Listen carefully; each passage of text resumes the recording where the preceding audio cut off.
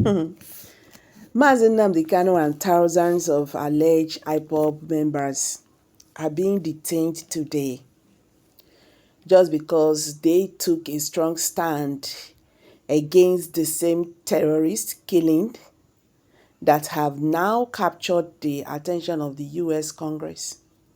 Every injustice has an expiring date. And I think this is it. No more games for Nigerian government. You will leave the real perpetrators, and they are looking for those who say, no, we don't want to be part of this country that pardon terrorists. Anyway, guys, we are going to go straight to the video. I'm dropping the video for you to see. Nnamdi Kanu has been vindicated. Nigerian government are markets now. The US Congress is now speaking. So let's get there. I'll be right back. Worse. 1 year later in 2013, according to the Catholic News Agency and EWTN News, quote, Archbishop Ignatius Kagama is concerned over the seemingly endless violence against Christians that claimed at least 58 lives this past weekend and hundreds of others in recent weeks. It is our prayer, he said, that something definitive will be done to stop the situation that is inhuman. Shockingly, that was more than a dozen years ago and part of my opening remarks at a hearing that I held on July 10th, 2012, one of several hearings, 8 in all, on religious persecution in Nigeria, and since then, things have only gotten worse.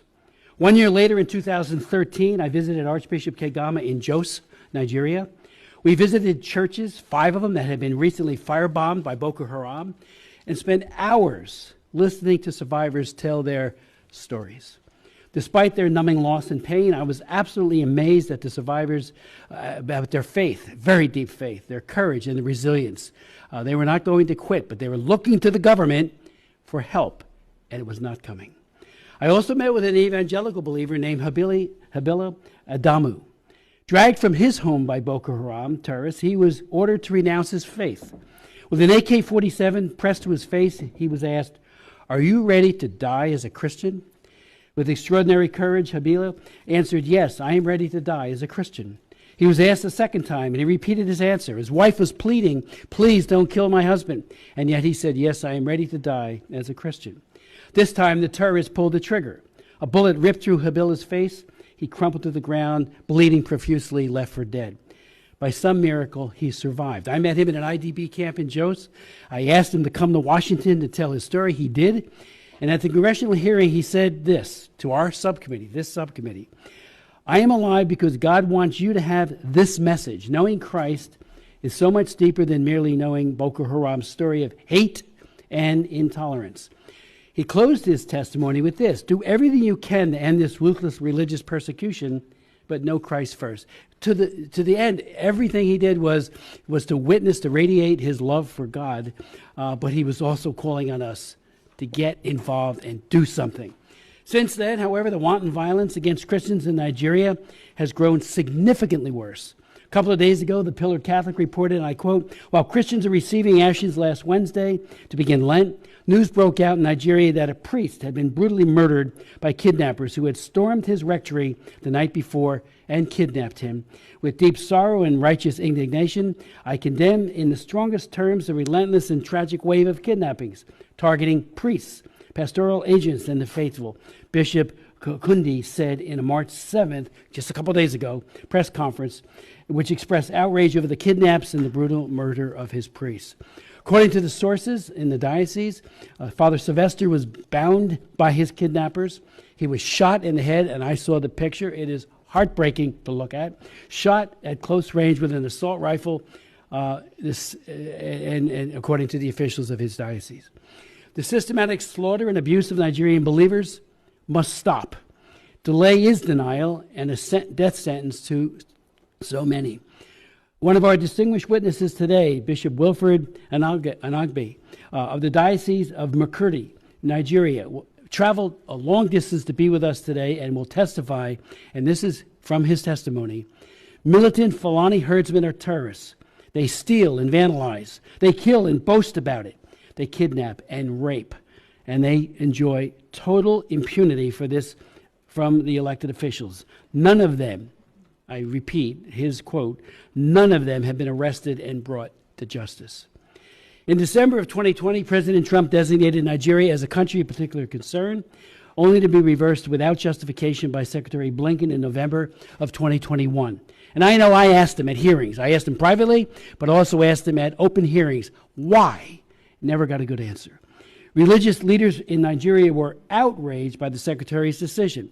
One Nigerian bishop challenged the Secretary and said, Christian persecution is more intense than ever. And that was Bishop Mamza. And Genocide Watch has called Nigeria a killing field of defenseless Christians, quote unquote. Yet the government of Nigeria has failed to make progress against religiously motivated persecution of Christians, despite religious freedom being enshrined as an essential human right in their constitution.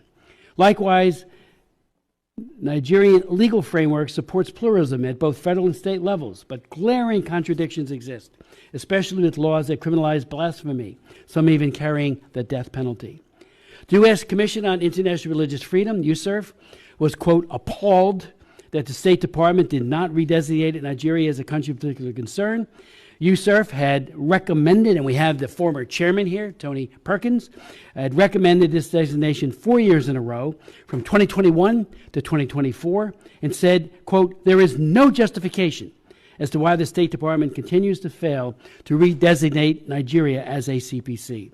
And again, CPC, as you know, carries significant sanctions, a whole broad array of sanctions that the President and the Secretary of State are empowered to level on a country that commits persecution. When the former Secretary of State Blinken held a joint press conference with the Nigerian Foreign Minister on January 23, 2024, following the Christmas Eve massacre, which targeted killings by radical Fulani terrorists and took the lives of hundreds of Christians, he did offer his condolences, and I watched it. I was glad to see that. But we need to take it beyond just saying, I feel sorry for you. And these Christian killings recurred the following year, just 3 months ago. Make no mistake, these ongoing attacks are based on religion and diverting attention from it tonight. So let me just say parenthetically, I tried for 3 years to get the Clinton administration to designate Boko Haram as an FTO, of the Obama administration, as a foreign terrorist organization. I held hearing after hearing, and they wouldn't do it. On the day I was marking up my legislation to do this, just that, State Department said, oh, we're going to designate them an FTO.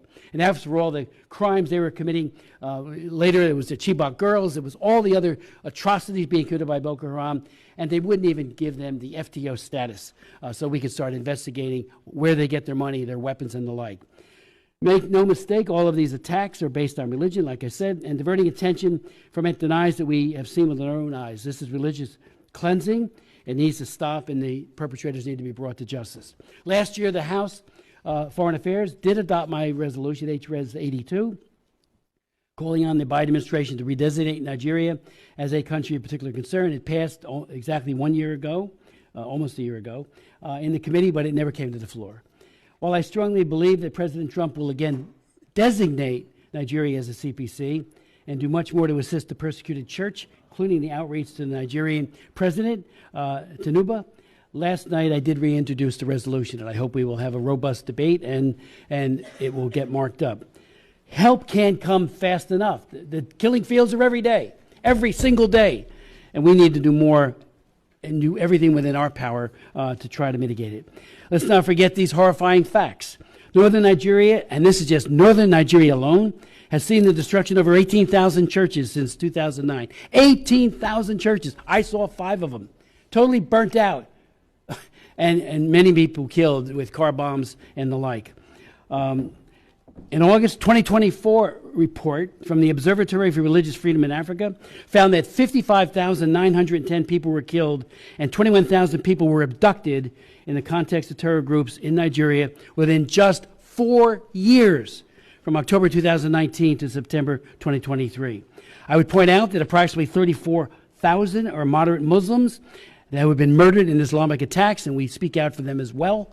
I have met with imams in Nigeria, and if they speak, they're visited that following week by one of these radical Islamist groups, and it's not pretty. They'll kill them or do other kinds of mischief. About 5 million Christians have been displaced and forced into internally displaced person camps, IDP camps, within Nigeria. The 2023 watch list released in January by Open Doors this past January found that 89% of Christians, 89% of the Christians who were martyred in the world are in one country, Nigeria. The targeted violence starkly highlights the precarious state of religious freedom in Nigeria. Again, we're asking the president, Tinubu, he's got to take action. And we're going to, I'm hoping to lead a delegation to Nigeria. We've got to raise these issues, but it starts at the top. I've been to Abuja many times. The president has real power. He can do it. And we're calling on him to do that. Let me also say that and I will put the rest of my statement into the record, but this hearing, we're hoping will be a catalyst for action by our own government and also by Congress and, of course, above all, the executive branch. The new president has a lot to do, and I think he'll do this, and then, if necessary, impose sanctions. Where that has happened, there is change. Where it doesn't happen, the status quo, the killing fields continue. I'd like to yield to Ms. Jacobs for any opening comments you might have.